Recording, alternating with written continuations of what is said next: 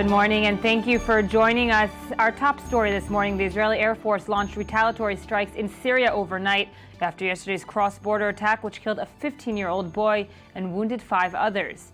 The IDF confirmed direct hits on 9 army positions belonging to the Assad regime, including a regional command center. Syria has yet to formally respond to the strikes. For more on this story, we're joined in studio by I-24 News senior Middle East analyst Ali Waked. Good morning, Ali. And also by Channel 10's diplomatic correspondent Moav Vardi. Good morning to you both. Moav, of course, yesterday's attack did signify a different kind of pace between Israeli-Syrian relations, something that we've seen some kind of cross-border attacks in the past, in the last 2 years, but yesterday was an escalation. Yeah, an escalation because the attack by the Syrian side on this vehicle, the Israeli vehicle that worked on the fence on the border, which killed the Israeli teen, has been signaled something else because it was an anti-tank missile, and when you fire an anti-tank missiles, it means that you're targeting a specific position, a specific target, and it's not, what we got used to some kind of firing from Syria to the Israeli border, as you know, in the margins of the civil wars that is taking place inside Syria. This incident yesterday was targeted at the Israeli vehicle, and that signals something else. Very unpleasant, very disturbing, and Israel retaliate in a I would say much bigger force than in the past, and even striked the headquarters of a whole battalion, a Syrian battalion. Now the thing is complicated. Why? Because this region is in every single moment is in the battle, in the middle of the battle between the rebels, mainly the FSA, the Syrian army, and the Syrian army of Assad regime plus Hezbollah. Right. And you cannot even know all the time whether it was Hezbollah, whether it was a Syrian army, and Israel is trying to play a very delicate game.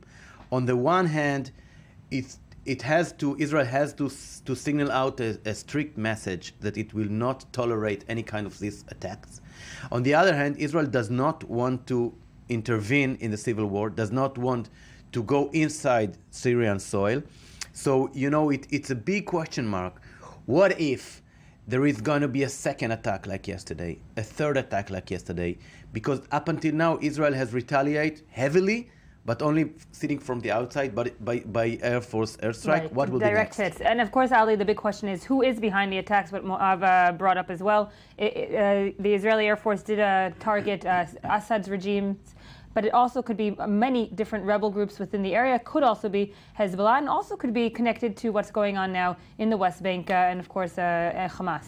Well, I don't think it is connected to what's happening in the West Bank, because this region is, without what is happening in the West Bank, already very tended. As Moav said, this region is in the middle of the battle between the regime and between the rebels. Almost every day, the side who is taking control over this or that town, this or that village is changing.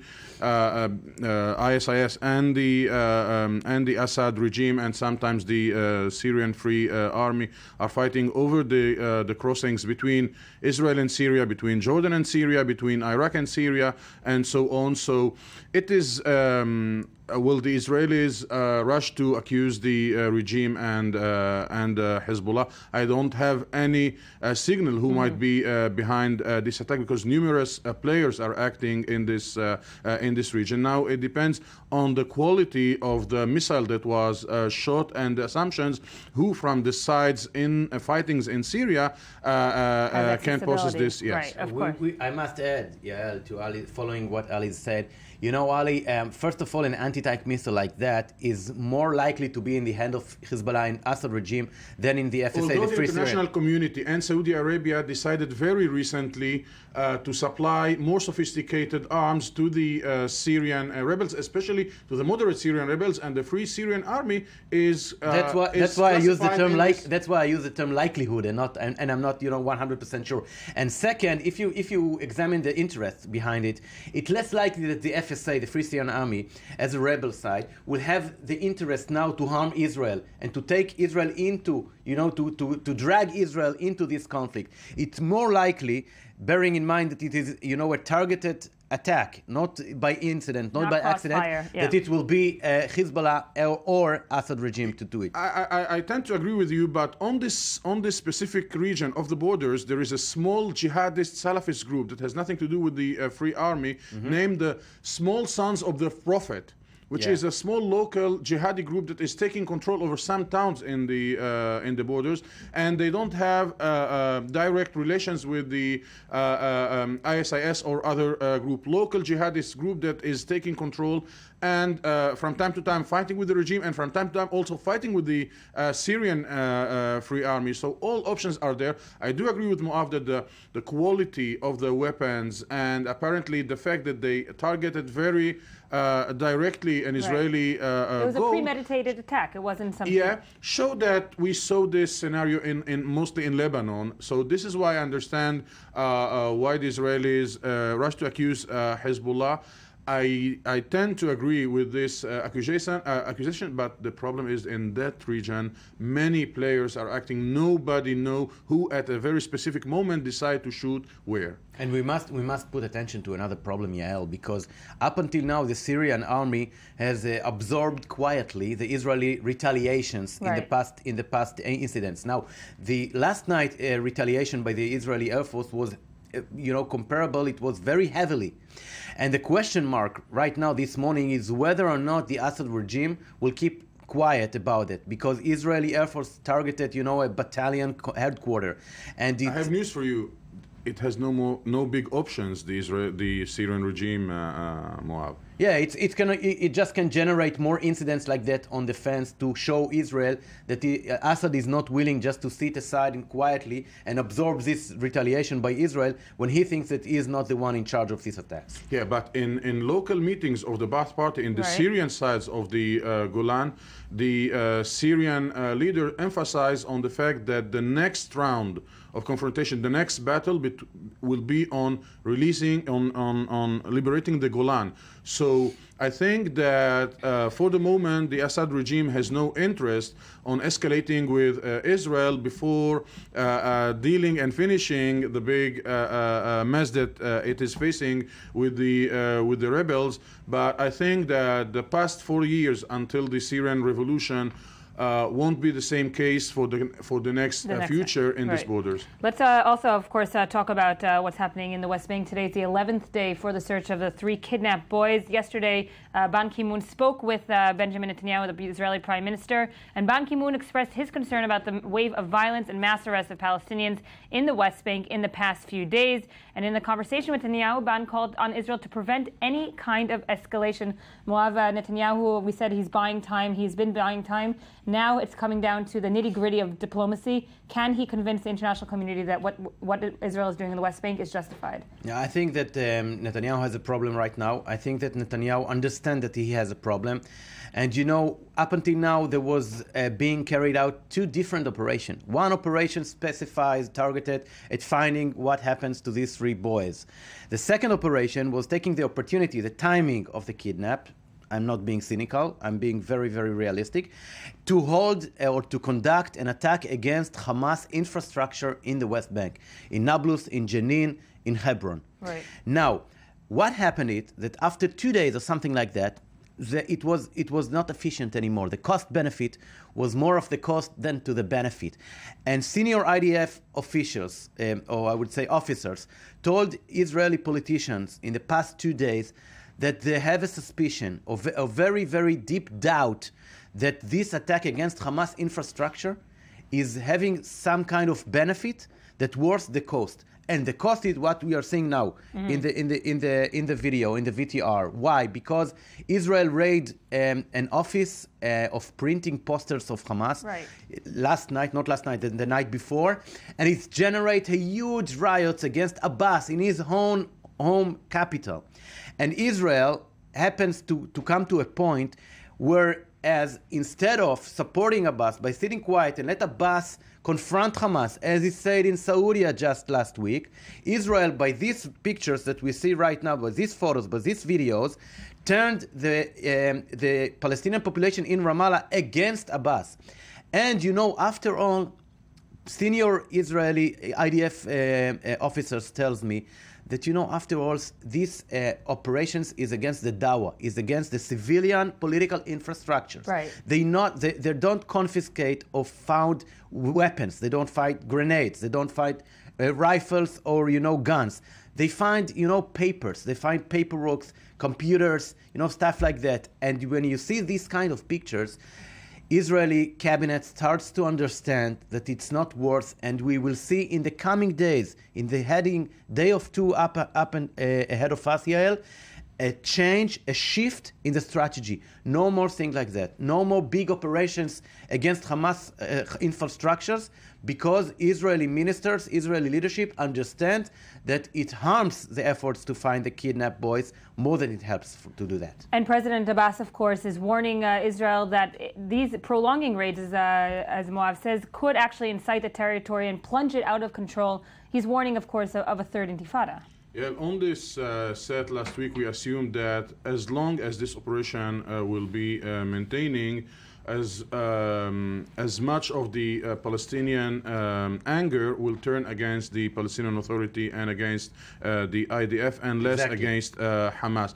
Now, what Moav said, targeting the civil infrastructure of Hamas, and especially the charity associations, means that you are profounding the needs and the poverty of the people that is already in a very bad financial and economical situation. And it means that tomorrow morning, when you are going to take your sum of money, monthly sum of money from Hamas, from this charity association, you won't receive it, and you will not accuse Hamas for kidnapping the three boys. You will accuse Israel, and you will accuse the Palestinian Authority for collaborating with the Israeli. I must say something to balance the picture here.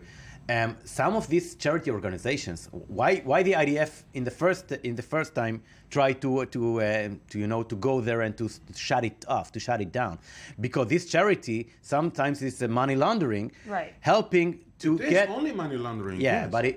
but Ali, it's not only paying these payments for the for the population for charity reasons. It's also a pump line in order to transfer money by Hamas to the terror even if you have organization. only a small percentage that go to the people that need this money, you already gain a portion of the population who is against this operation, who is identifying Ali, I'm only with saying Hamas. Look, it's a question of trade-off. Of course, you harm the population. I'm just saying, I'm not being judgmental. That Moav talked about, I'm not being judgmental, and I'm not justifying. Ali, I'm not justifying anything. I'm just saying that the thought behind doing it, it's not something that Israel wants to harm the Palestinian population, but to cut off the transfer of money to the Hamas terror. In this case, I tend to disagree with you, because Israel knows all the infrastructure of the offices that change money in the West Bank, and that Hamas already own most of the bureaus of money change in the West Bank that were already targeted in the past. In the charity association, the possibility to launder money is much more reduced than in change money offices. And even if there is only small numbers of people who need these services of these charity associations, you are creating. You're harming a small part of the population. But doesn't Netanyahu, of course, understand this? We spoke about last week. Does this operation have an end goal? Does it have a red line that it says this is where we're going to go to, and once we get to this place, we're going to stop? Does the Israeli government now have a kind of goal for objective, a clear objective? The clear objective is from day one to find these three boys that are missing, were kidnapped. But we said there's another operation. There is another operation against Hamas. Now, the another operation against Hamas has started for good reasons, to trying to harm the Hamas terror infrastructures within the West Bank.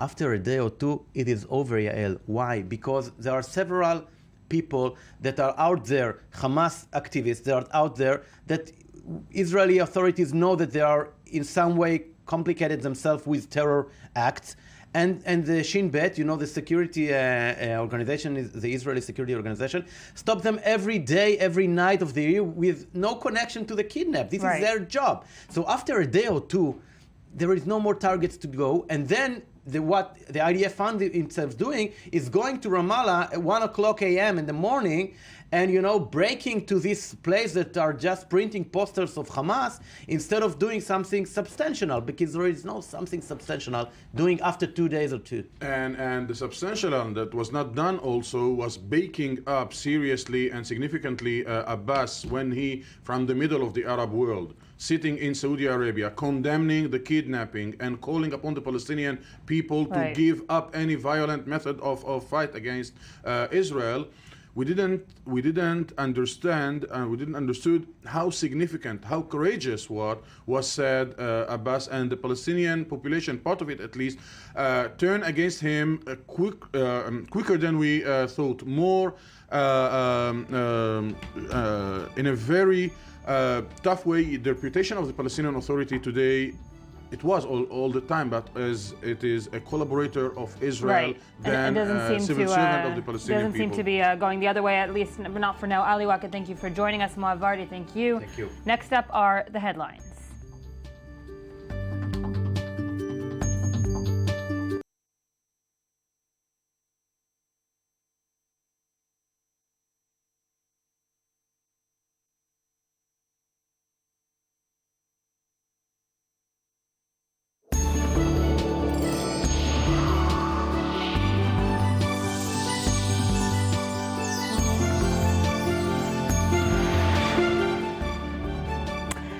Welcome back to I-24 News Morning Edition. Now we get to say hello and good morning to the one and only Anthony Grant, who joins us daily to discuss the news you may have missed while scanning the morning headlines. Good morning to you, Good the one morning. and only Elvis Nerlevy. The one and only, the two people that had to wake up on this Monday morning. Oh, well, the crows woke me up, so it's all good. The crows, The bird scary. life, yeah, I know, those cawing. What are we starting with? A lot of noise in the Los Angeles Times about a big Israeli-American story. Headline here, Israel criticizes Presbyterian divestment in protest of its policies. Basically, the Presbyterian Church, which has about 1.8 million followers in the U.S., has voted to divest from ownership of some shares in three American companies that do business with Israel, including Hewlett-Packard, Motorola, and one Caterpillar. So a bit of controversy here, actually a lot of controversy. A lot of controversy. This is big news within the Jewish world, of course. Once the churches start to divest from Israel, you know that it's going to be some kind of like domino effect to other churches. Perhaps. And, could one detect a trace of, I don't know, I'm going to say it, anti-Semitism in there somewhere? I'm going to say maybe. Well, there's something about it that when you look at the reason that they chose those companies, just to cite one example, they chose Motorola. They singled it out because Motorola buys communications technologies for the IDF. There's that business relationship, and they don't take a shine to that without citing anything really specific about it. So it makes you wonder what all of the logic exactly is behind this decision. Well, it definitely alerted the Jewish community worldwide, and Israel, and the Israeli of course. embassy has called the decision shameful, as you would expect it to, on their Facebook page, I believe. So again, it's something that is it a litmus test of things to come? We'll see. What else do you have? The New York Times, of course, reports on John Kerry's arrival in Cairo yesterday for his short lightning visit to push for a new Iraqi government. As the headline says, very matter-of-factly. There's a picture of him with. And we already know that he is on his way to Iraq. Right, it was just a short trip to Cairo, and he wanted to kind of get the message across that Arab states should use their influence to help Iraq form an inclusive government, and to crack down on funding for Sunni militants, which was also on his short agenda. Right. But also he was talking to Sisi on various domestic Egyptian or bilateral issues, and one of the subjects he talked about was calling on Sisi to reach out more to the Muslim Brotherhood. Now, Kerry is not an extremely popular figure in Egypt right now, nor is President Obama. And there's a headline from Al Aram, which is a leading Egyptian newspaper, which was quite interesting. Now, my Arabic is about as good as my Spanish, which is basically non-existent. But basically, that headline is saying something like, some Muslim Brotherhood leaders are warning of a WikiLeaks document leak should the White House pull back on its support of the Muslim Brotherhood. Now, this is kind of apocryphal.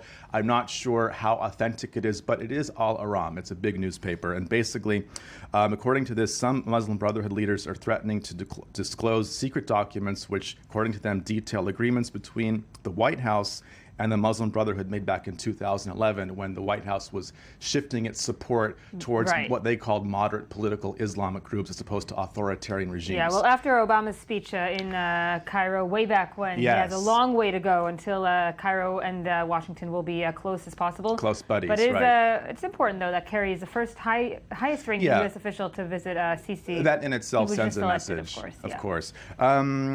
Speaking of good old USA, the Washington Post reports that a Polish foreign minister, apparently has called U.S. ties worthless. Oh, now, where'd he wake up from? This is Foreign Minister Radek Sikorski. Apparently, a Polish magazine obtained secret recordings with foreign ministers saying that the country's alliance with the U.S., quote unquote, isn't worth anything and is even, quote unquote, harmful because it creates a false sense of security.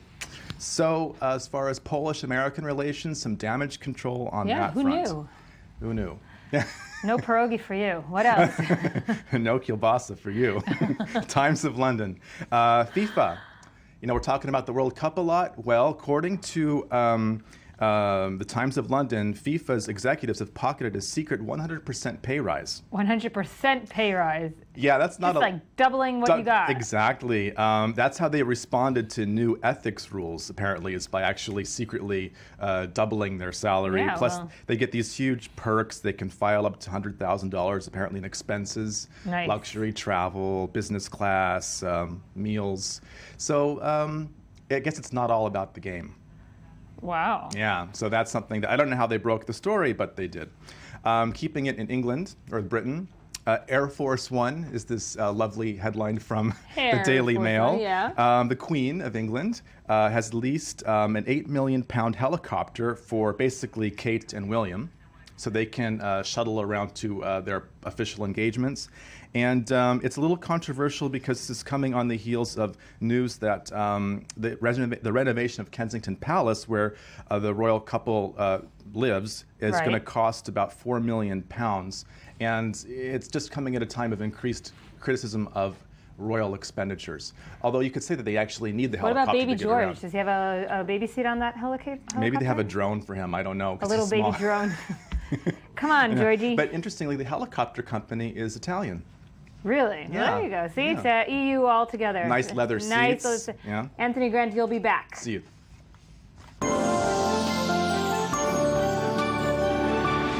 On now to our next topic. The Iraqi government has apparently lost control of its western borders as Sunni militants took over crossings to Syria and Jordan. ISIS militants cut through other parts of the country as well, leading the U.S. President Barack Obama to warn of the risk of insurgents destabilizing other countries in the region. Meanwhile, the Iranian Supreme Leader, Ayatollah Ali Khamenei, says he opposes any U.S. intervention, accusing Washington of vying for an Iraq under its own jurisdiction.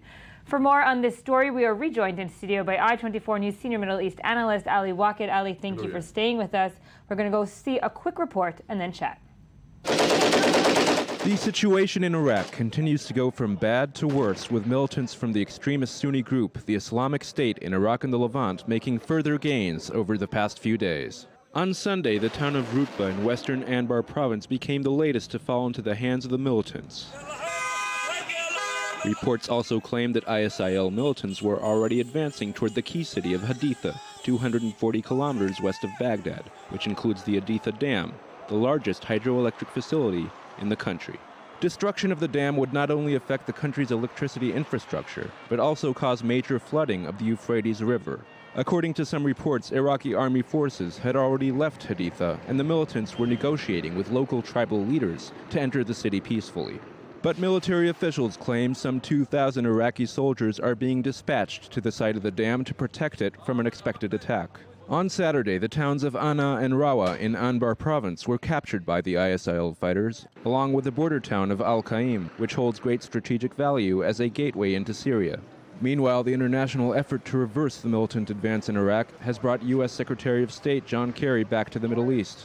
Beginning in Egypt, Kerry intends to pressure regional Arab leaders to use their influence to encourage the formation of a less sectarian government in Iraq, which can unite the country in face of the threat. But Kerry also intends to pressure leaders to crack down on funding flowing in the direction of ISIL from various sources in the region, not necessarily governmental ones. The Americans insist more can be done on this front. Back in Iraq, armed Shia militias rallied at various locations across the country on Saturday in a show of strength intended to intimidate the Sunni militants of ISIL. We will be loyal soldiers to protect our dear Iraqi people and to protect the holy religious sites, which are the most important things for us. The largest of these rallies was held in the Sadr city suburb of Baghdad at the behest of the powerful Shiite cleric Muqtada al-Sadr, whose militias may number as many as 100,000 fighters, according to some estimates. As the rival sectarian factions raise their flags, it seems the battle for Iraq is far from over. And we're also now joined by phone from Baghdad by freelance journalist and Arabist Annabel Vanderberg. Annabel, thank you for joining us. Hello. Annabel, you are on the ground in Baghdad. Can you give us a sense of what security measures and safety measures the Iraqi government is now taking as ISIS heads towards Baghdad? Yeah, well, on the streets of Baghdad, you can see that there are many militaries, there is many police. You can see that the government is indeed taking measures to protect the people and to protect the city. But what is more important is that you can see that several volunteers from the Shia militias are actually also protecting the city. And you can see that their protection is even more stronger and they're more present in the streets even. The people that you spoke with in the past few days, are they seeking any kind of U.S. intervention, or do they believe that the Iraqi government can fend off the ISIS militants by themselves? Well, actually, the people I've spoken to tell me that the Iraqi government's militias are not so strong, but that they say either way, whoever wants to interfere, the big difference between the militias of ISIS and the militias of the government is that the militias of ISIS, they want to give their life for this. And the normal militaries of the Iraqi military, they do not want that. They just go to the military because it's their duty. So that's a big difference. And they say everybody who is willing to die for something will do everything in power to do that. So they're definitely stronger than anyone. Stay with us, Annabel. I want to bring this discussion into studio. Ali, of course, Kerry is in the region. Is it too late for him to be coming? Did he already miss, the brink or the perhaps hardest part is behind us? It is too late, of course. You mentioned that they are taking control over the western crossings borders with Jordan. They are also taking the full control of all the crossing borders with Syria, and they are taking control of almost 90% of the Al-Anbar province, the biggest province of Iraq. There is a very important strategy that the ISIS are using that we didn't acknowledge before from these kind of groups. They have a clear strategy. They are trying now to take this dam of the Euphrates. They are trying to take control over the oil industry of Iraq, mean that I already looking for sources to finance their activity in case that the sponsors coming from the Gulf will decide for this or that reason to stop financing them. So we have on the ground, they are focusing on the west and on the north. West is Jordan. They feel that this region, mostly Sunnite, can be helpful. The Jordanian already closed the borders with Iraq, and of course in the northern part in Syria. So they are trying to build a continuation, territorial continuation, not only in the north but also in the west. They are encircling more and more Baghdad, and they are establishing, I don't want to say governments, but governors in the provinces that they are taking control of, and in the cities and towns. So they are sending a message: we're here to stay. We're here not to fight and retreat, and but disappear. We're here to actually make a state, as something that they've been saying from the beginning. What's interesting is of course, is what the Iranian Supreme Leader said yesterday. Until now, everyone was looking at the U.S.-Iranian relationship and saying maybe Iraq is going to bring these two superpowers together and talk for a negotiated solution. Now we're seeing, of course, that Khamenei is backing off and saying U.S. should not be intervening. That doesn't mean that there won't be a joint effort, even though he said this. You educated the Iranian people since 1979 that the big evil is the United States, and you cannot, from day to another, change this whole ideology and collaborate with the American in the Shiite vision. It is tough to see a Muslim getting helped by a non-Muslim to fight another Muslim. Right. So there is an ideological aspect, but at the end of the day, the interest of the Iranian will demand this kind of collaboration. The question mark is whether the American will collaborate with striking, especially in North and West Iraq. Ali Waked, thank you. We're going now straight to Hebron, where I-24 News correspondent Yoav Borovich is on the ground. Yoav, what's the latest from the IDF operation there? The latest is that during the night, 37 people were arrested. Overall, we have more than 400 arrests. 320 of them are Hamas members. Over 50 people arrested were previous prisoners that were released in the Gilad Shalit deal. Overall, there's about 10,000 Israeli soldiers inside, combing the area, scanning the area, looking for any kind of lead that will relate them to the abductors or the abducted teens. But so far, no significant development there. But really, in hurting the Hamas infrastructure, there's significant developments, finding a lot of terror tunnels, a lot of labs that were developing explosives. But also, we know that in the last day, the onus kind of shifted to the Golan Heights, but still here are thousands of soldiers. Now, Yael, there's the whole dilemma about the Ramadan that will start on June 28th. IDF is thinking of maybe removing some of the blockades, some of the roadblocks, because we know 350,000 people live here. Their ability to move is really limited. But so far, no decision. The IDF is saying we will operate until we need to, and we'll do everything because all the leads are pointing to here. But so far, no signs of life of the abducted teens.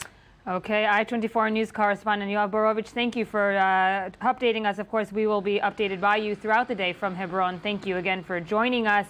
That's it for now. We're going now to the top headlines, but coming up next, we're going to get to know a unique Israeli organization that aims to improve the lives of people with disabilities from around the country.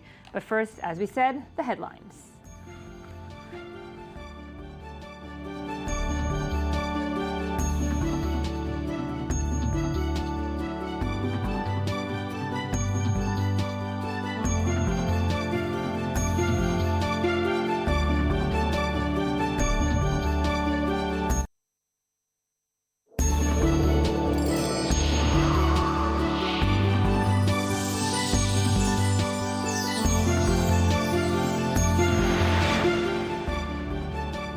Welcome back. It's still Monday, June 23rd, 2014. This is the Morning Edition. Thank you for staying with us.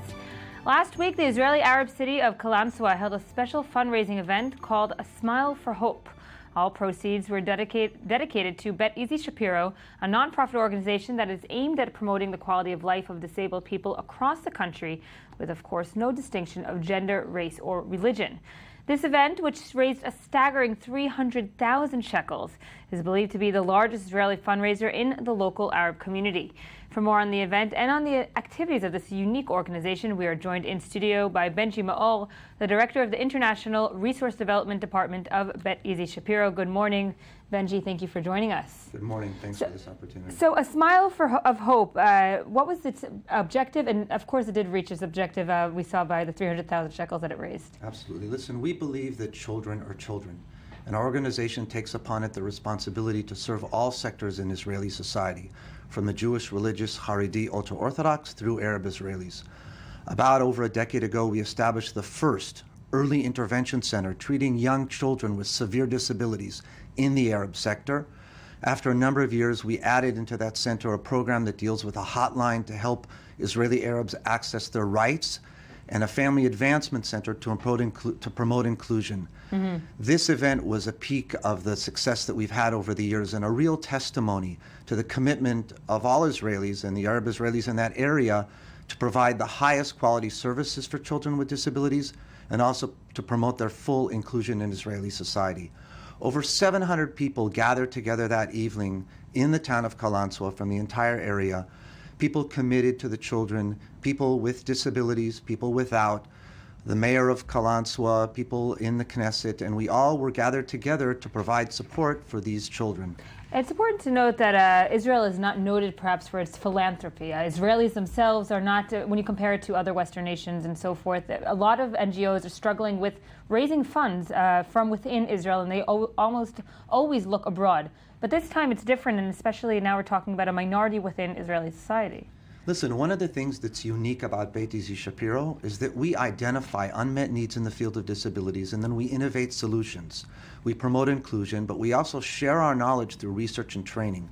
Israelis throughout our society have recognized that and provide philanthropic support for our organization, which is unusual, but I think they recognize that value.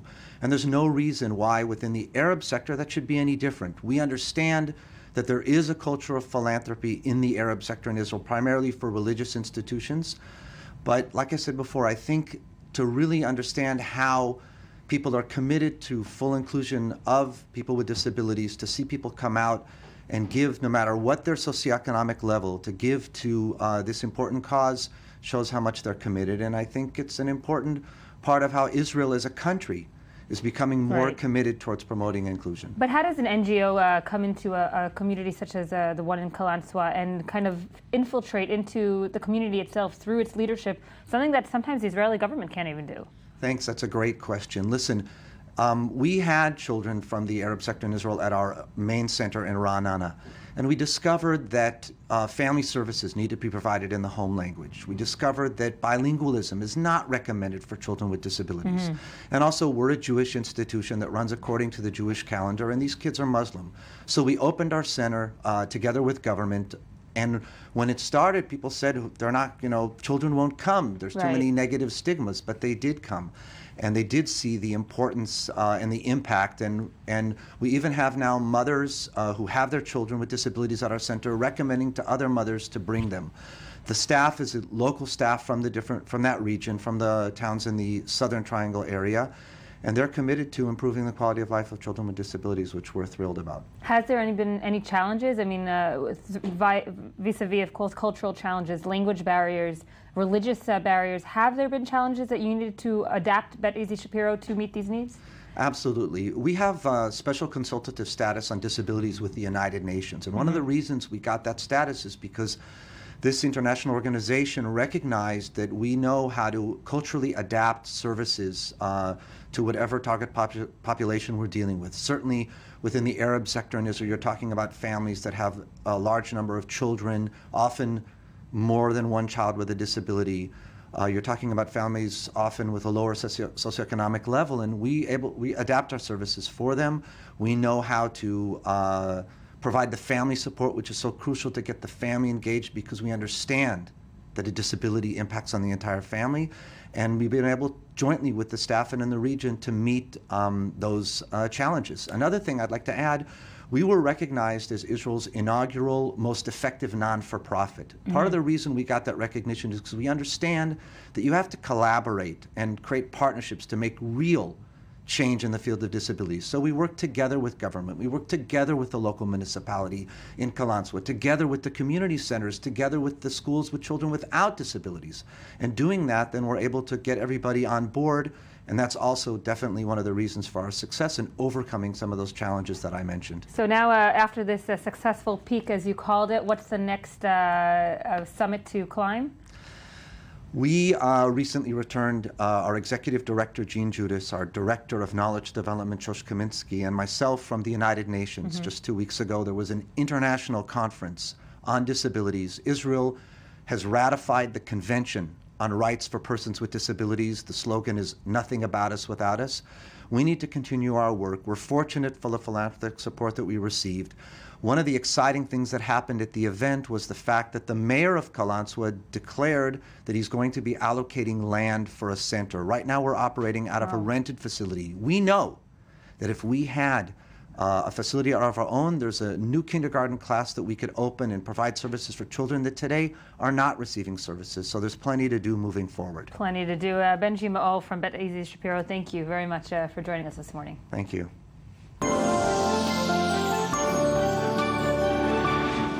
And now we get to say hello and good morning once again to Anthony Grant, who's here, as always, with what's hot on the web. Well, you know what's hot. You never find what's cold on the web, do you? Well, I don't find what's cold because what's hot is outside. Yes. Have you noticed that in the past couple of days it officially became summer? I definitely noticed, and so did my electricity bill. Yeah, as did mine. But in this part of the world, what one does is jumps into the beach, maybe swims. But they also do that in New York. And the famous annual Mermaid Day parade happened. It was on it was Saturday. And this is a famous thing in New York where people dress as mermaids and hop into the water in Coney Island. And really? New York's Mayor Bill de Blasio dressed up as a pirate, and he jumped in the water. I don't know if he jumped in the water, but he was... Too bad he didn't dress up as a mermaid. Well, I think his daughter did, pictured there in the post. See. And, this is the kind of mayor that kind of gets into the spirit of things. It's kind of a zany event. It's not the kind of thing that you I had never even heard about it, Like, I was really... I like the play on word. Pirate Bill and the de Blusios. Yeah. It's actually... It's a very exuberant, somewhat off-radar New York City event, but it's gaining in notoriety. It's the kind of thing you would never imagine, like Bloomberg to do, for example. Right. Very business-like. De Blasio, he's getting into the spirit of it, the spirit of summer. Under the sea, yes. Yeah. What else? So, but over in London, the Sun reports no one's diving into the Thames head first? Well, I could think of a few that should, but I'm not going to mention any names. But there's a Kate Kat spat. Ooh. Kate Moss is apparently at war with Lindsay Lohan. Yes. Why? Because she discovered that Lindsay has been contacting her husband. Contacting?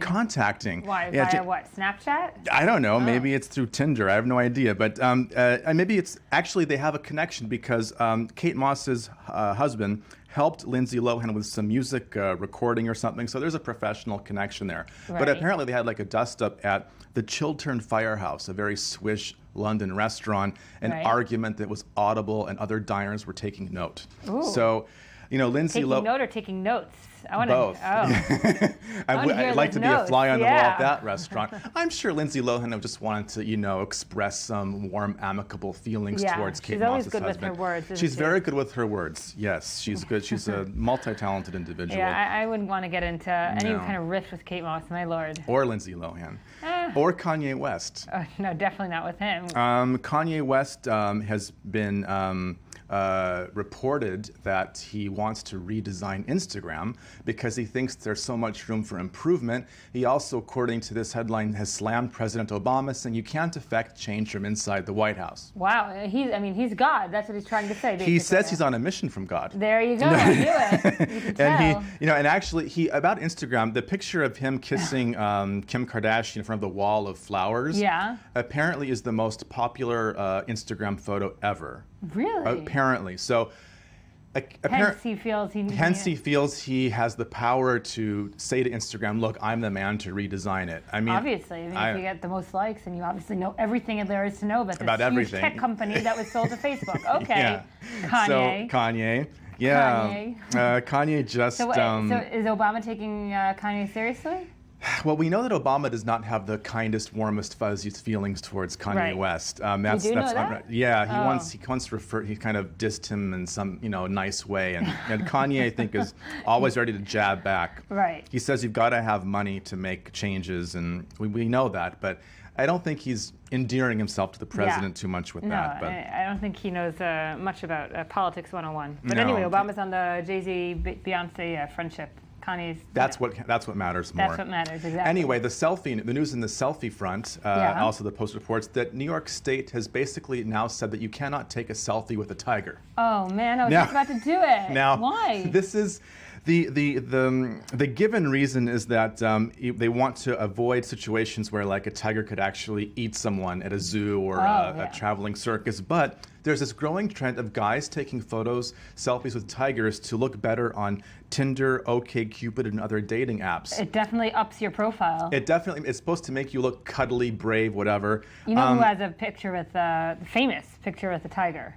The one and only. Vladimir Putin. Yeah. That's right. Shirtless with a tiger. Shirtless with a tiger. But according to a legislator in New York State, people can still pose with bears, monkeys, and Geraldo Rivera. No, that won't do it for your profile. But I mean, a monkey versus a tiger. Gives the wrong message to those girls on Tinder. Yeah. Or guys, or whoever you're looking for. I don't know. It's like I don't know. Tigers, leave them alone. Cultural news. You know the girl with the golden earring, Yeah, that the pearl famous earring. painting? Yeah. Pearl earring. She is back on view at the Royal Picture Gallery Maurits House in, I'm sure I'm mispronouncing the Dutch, in The Hague. Nice. This famous museum has been closed for 2 years.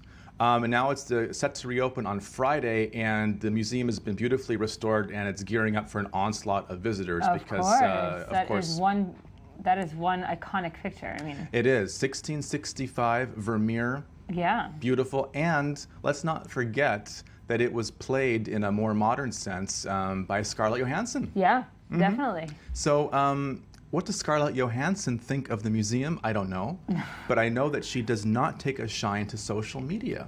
Okay. Yes, she has come out and said... She's too sophisticated for that. Well, she says that she, interestingly, feels vulnerable enough when she gives an interview. Right.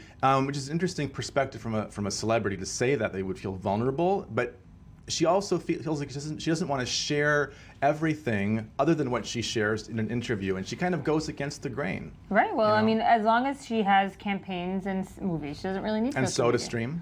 And SodaStream. That was not a plug.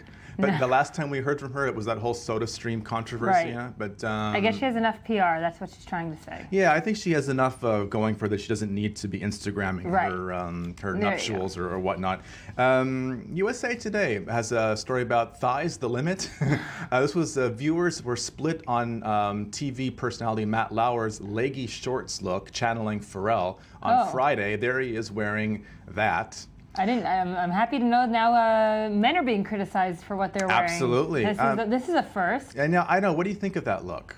I don't have a problem with it. What was the problem? Thighs the limit, meaning well, any higher than that, they're gonna shut him off? Yeah, I think just the fact that it's a cropped, suit basically. Right. It's sort of like it's very European. Maybe the American viewers aren't not ready for it. Yeah, maybe it's.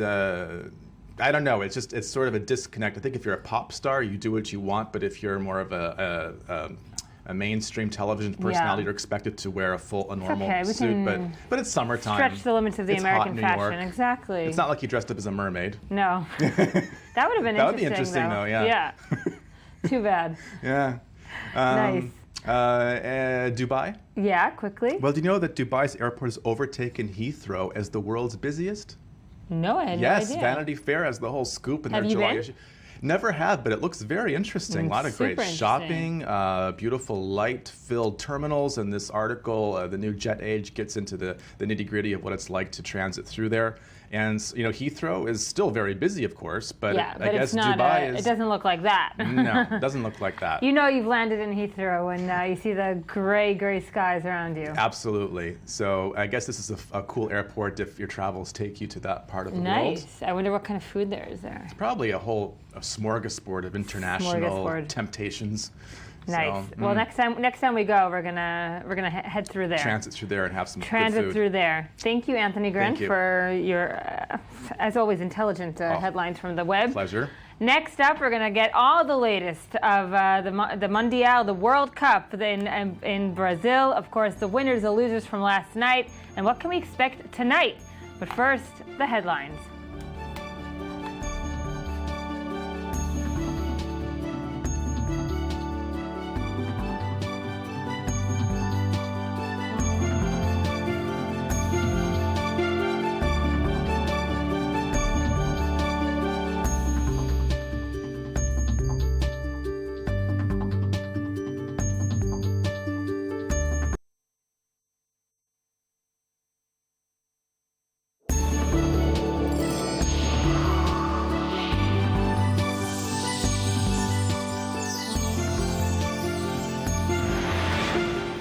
Good morning, and thank you for staying with us. We're going now straight to Hebron, where our I-24 News correspondent Yoav Borovich is on the ground.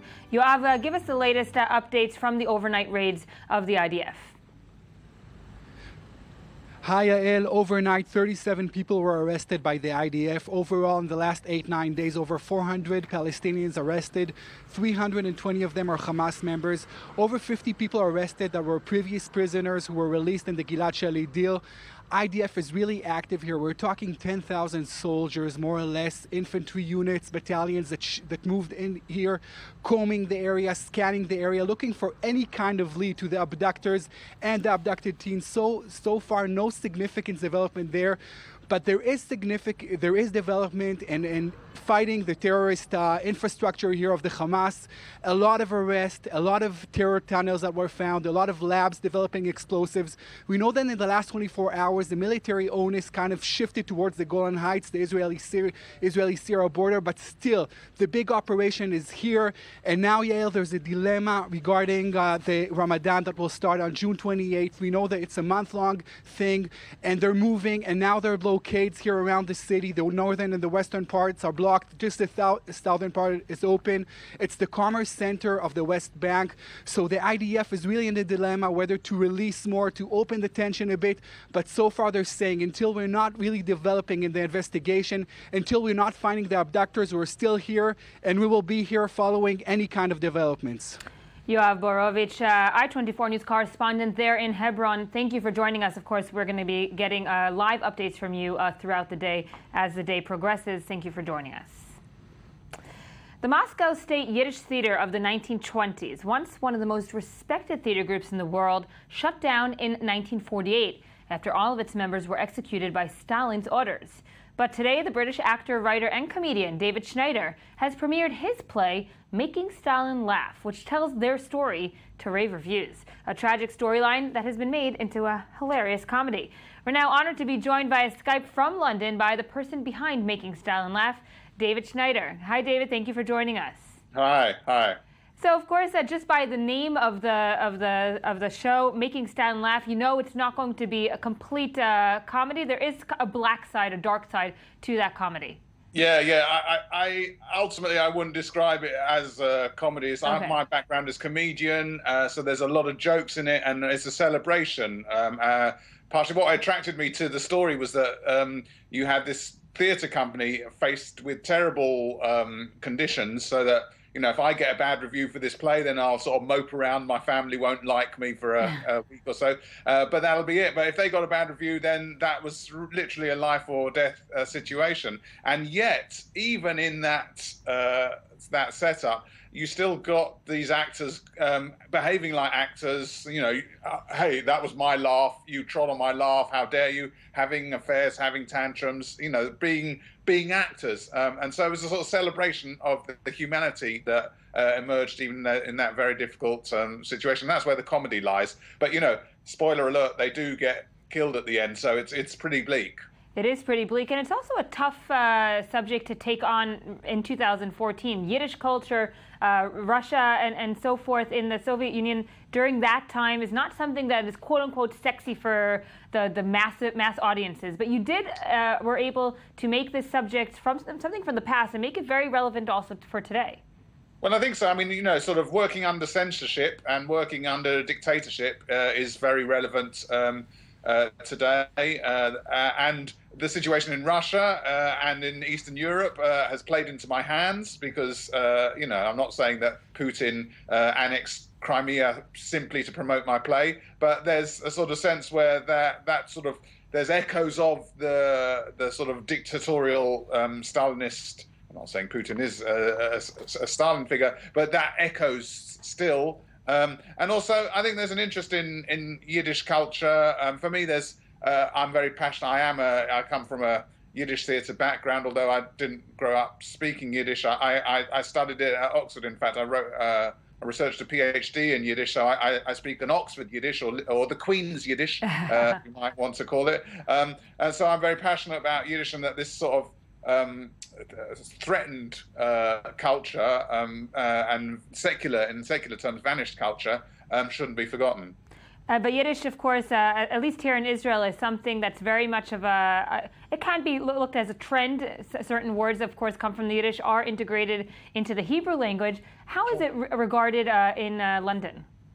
Well, again, in English, there's so many words that, you know, whether it's schlep or nosh or mishmash or schmooze, whatever it is, there's so many words that are integrated into English. I mean, there is an interest in Yiddish amongst the Jewish community, mainly through klezmer rather than the language itself now, I'd say. But of course, the future of Yiddish is assured with the Hasidic community, the Haredi community. Now, there was a time when I was doing my PhD in the 80s where people were worried about the future of Yiddish, but now demographically, the Hasidic community have ensured that the numbers are safe and Yiddish is thriving again, although not in a secular form. And the audience for Making Stalin Laugh, are you targeting mainly Jewish audiences, or are you looking for the general public? Yeah, it's accessible to all. It's at JW3, which is the new Jewish Cultural Center there. So there is a Jewish audience, but no, it's very much a play that appeals to everyone because it's that situation that anyone can relate to, which is having to do your work under very difficult conditions. Indeed. Well, good luck, and of course, congratulations to those rave reviews that you have been getting. David Schneider, actor, writer, comedian, and of course the person behind Making Stalin Laugh. Thank you for joining us from London. Thank you for having me. Cheers. And now we get to welcome I-24 News sports correspondent Mirav Savil here with the latest World Cup news and more. Mirav, it was quite the weekend. It was quite the weekend, and it was quite the night last night. There weren't that great of a lineup of games. The first game of the night, Belgium-Russia, was actually sort of disappointing. We were all expecting Belgium to come out of the gate, calling them the dark horse again. We have that word. But they didn't look good at all. They kind of looked like Argentina. They just looked tired, like they shouldn't really be there. And somehow, in the final minutes, they squeezed in a goal and managed to get past Russia. Russia it would didn't have look been embarrassing if they hadn't. Right? Absolutely. I mean, Russia didn't play great in their first game either. They tied, and now they come out against Belgium. And it actually looked like Belgium only won because Russia got tired first. Right. So in this heat, we've seen this a lot in this heat, that a lot of it depends on who can outlast the other in the heat and who gets tired the least. And that's why it seems that Belgium came out, and it's again their substitutes coming off the bench and scoring late in the games. Their starters, even Eden Hazard. The new blood. They needed that new blood. Yeah, we've all been talking about their players, about how this is the golden age for Belgium and that they should be playing very well together. But even Eden Hazard, their star, didn't come out and play well until very late in the game, and he helped with the one goal, but he hasn't scored. It's all their substitutes that have come in and played very well for them, and it was a boring game to watch. Right. It wasn't exciting at all. Right. Belgium obviously on to the next round. Russia still has to wait and see. They still have one more round of games in that Group H. The more exciting game of the night is the last game of the night, the one that started for us at 1 in the morning. Not because you're from the United States. No. It has part of it. It definitely has part of it. I did have some USA pride coming out last night, but they stumped me in those last 30 seconds. USA-Portugal. US was leading in extra time. There was 30 seconds left in the game. There were 5 extra minutes. And Portugal was able to tie it on a header. And it was absolutely devastating as a USA fan to watch that. I will say, I probably shouldn't be admitting this on air, but the USA played so much better than Portugal. Portugal didn't deserve to tie this game. Right. And now but for the little US, things, like as you said with Belgium and Russia. Exactly. It's the little things. Are... And that's what's been so exciting about this World Cup, is that it's all these little things. It's all the teams that you didn't expect to make it. Costa Rica. Who thought Costa Rica would come out of the group of death to be the first one? They're in a group with 3 previous World Cup champions. Right. They've only made it to the second round once before this, and they're the first ones to get out with Uruguay, Italy, and England. And that's what's making this World Cup so exciting, and us fans are so.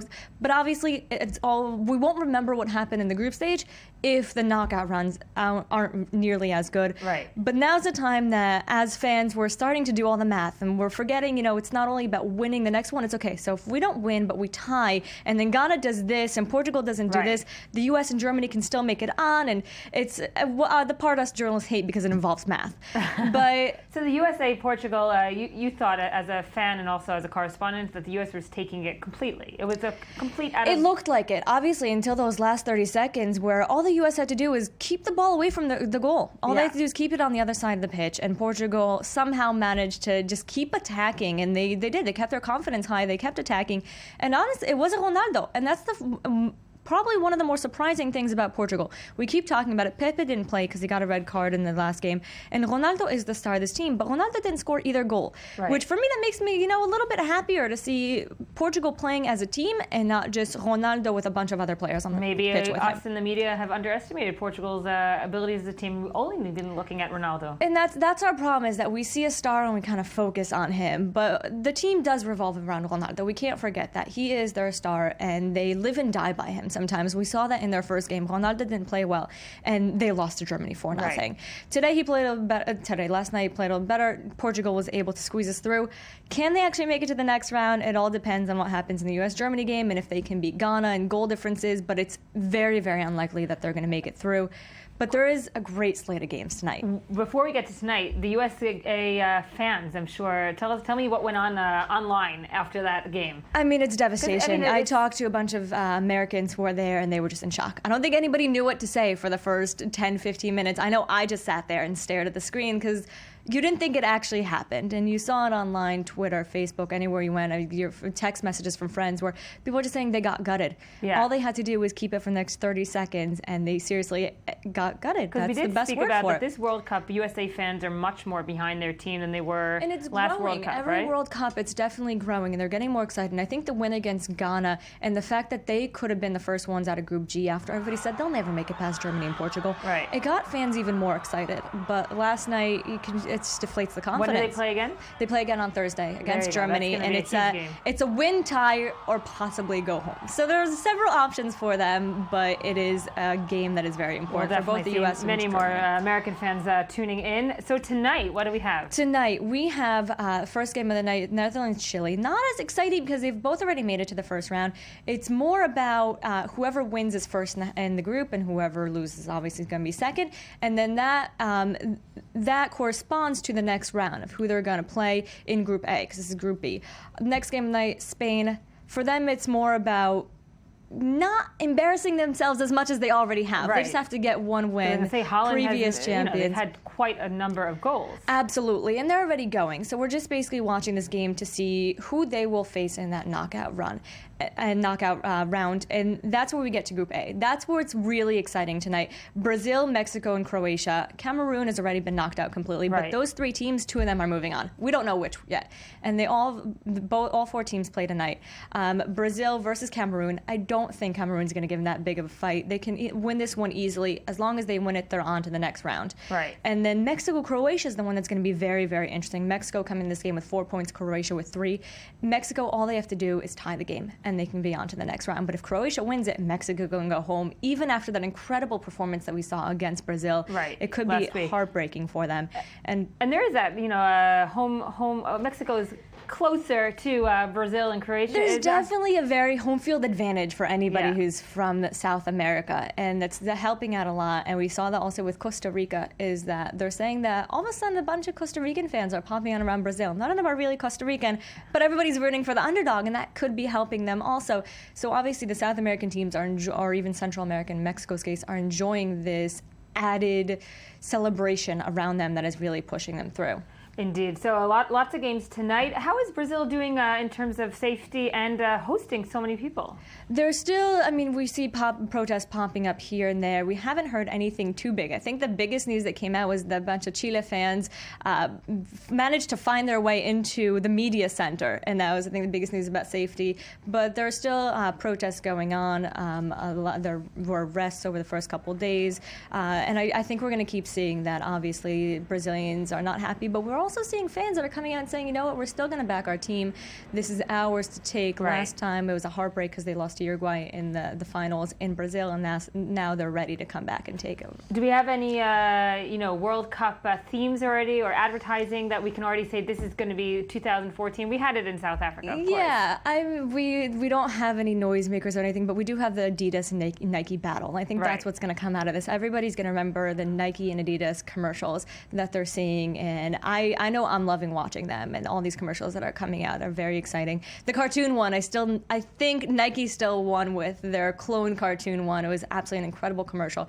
But those are the two to keep an eye on. And there's little things that are coming out. They're saying that the different spray, colored shoes of Puma, exactly, and so and there's a whole philosophy about the fact that the spray that they're now using is because Nike and Adidas wanted people to see their shoes, so it's a reason for them to zoom in on it. I don't know if that's true, but it's all those little things that are really consumer culture taking over. Exactly. Even if it's not Cup. True, people are talking about the sneakers because you're going to look at them. So besides the USA, because you are, of course, American, who is your favorite team? Besides Chile. I'm rooting for Chile. Besides, not because they're not an underdog. they're not a Costa Rica level underdog. It's family history. That's what it is. We're all ties that are going through. So for the sake of it, I'll be Chile's Costa Rican a fan just for Costa Rica. Merav Sevir, thank you for joining us. That's it for this morning. Visit us on the web or on our Facebook page, i24news.tv. And don't forget to join us again tomorrow morning to start your day every day. I'm Yael Listener-Levy. Next up are the headlines.